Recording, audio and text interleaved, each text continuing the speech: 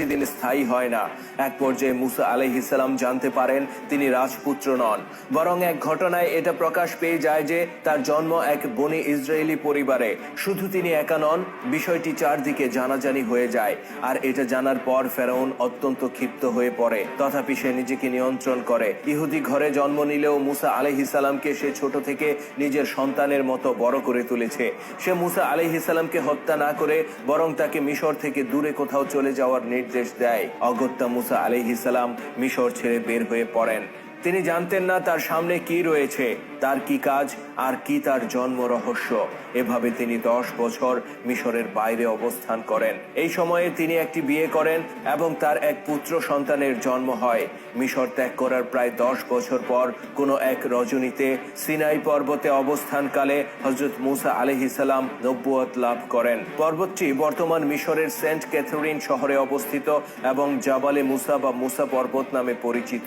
তিনি যখন নিজের পালিত ভেড়াগুলোকে খুঁজতে খুঁজতে ওই পর্বতে আরোহণ করেন, হঠাৎ অন্ধকার ভেদ করে দেখা দেয় প্রজ্বলিত আলোক শিখা, আর ভেসে আসে মহান আল্লাহ পাকের ঐশী আওয়াজ। এই ঘটনার মধ্য দিয়ে মুসা আলাইহিস সালাম এর উপর অর্পণ করা হয় নবুয়তের কঠিন দায়িত্ব।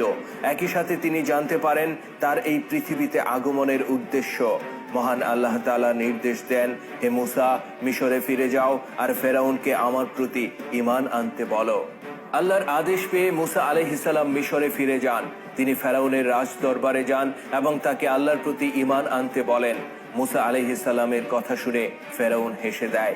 সে বলে, এক ইহুদি দাস আমাকে বলছে তার প্রভুর প্রতি ঈমান আনতে। হে মুসা, তোমার প্রভু আল্লাহ যে সত্য তার প্রমাণ কি?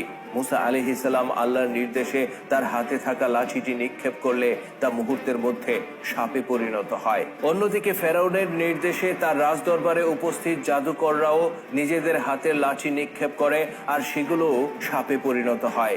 কিন্তু আশ্চর্যের বিষয় হচ্ছে মুসা আলাইহিস সালামের সাপটি অন্য সবগুলো সাপকে গিলে ফেলে।